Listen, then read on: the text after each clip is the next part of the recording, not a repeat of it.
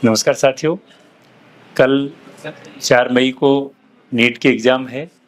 NEET के exam में appear होने वाले सभी स्टूडेंट्स को मैं शुभकामनाएं देना चाहता हूं। 20 साल पहले इसी सेम प्रोसेस से हम गुजरे थे। मैं भी इसी प्रोसेस से गुजरा था, तो मैं समझ सकता हूं कि बच्चों को कितनी स्ट्रेस होती है एग्ज़ाम से पहले। लेकिन मैं बच्चों को एक बात कहना चाहूँगा कि वो अपनी एग्ज़ाम देते समय बिल्कुल स्ट्रेस फ्री होकर एग्ज़ाम दें, क्योंकि हम यदि ज़्यादा स्ट्रेस लेते हैं तो अपनी परफॉर्मेंस कम हो जाती है। आपने साल भर मेहनत करी है, उसी मेहनत का इस कल की जो एग्ज़ाम है उसमें आपको परफॉर्म करना है। एग्ज़ाम से पहले दिन कई बार हम सोचते हैं सिलेबस के बारे में, तो यूँ लगता है ब्लैकआउट हो जाते हैं, जैसे कि कुछ भी याद नहीं है। तो सारी चीज़ अपन एक साथ याद करने की सोचेंगे तो कुछ भी याद नहीं आएगा।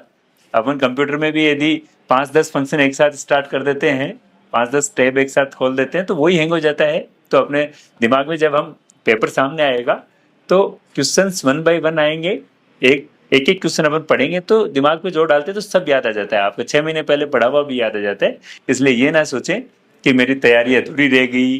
अब आपने जैसी भी तैयारी करी है, उस तैयारी का मैक्सिमम आउटपुट का तरीका ये है कि आप पूरे आत्मविश्वास के साथ एग्जाम में बैठिए और ये सोच कर बैठिए कि मेरी तैयारी सबसे अच्छी है, बेस्ट है, मैं सिलेक्ट होकर रहूँगा। आपको जो आपने मेहनत करी है उसका मैक्सिमम आउटपुट मिलेगा। इसी के साथ आपको अगेन शुभकामनाएं। आपका एग्जाम अच्छी हो, आप सिलेक्ट हो, आप डॉक्टर बने, इसके लिए आपको शुभकामनाएं। Thank you.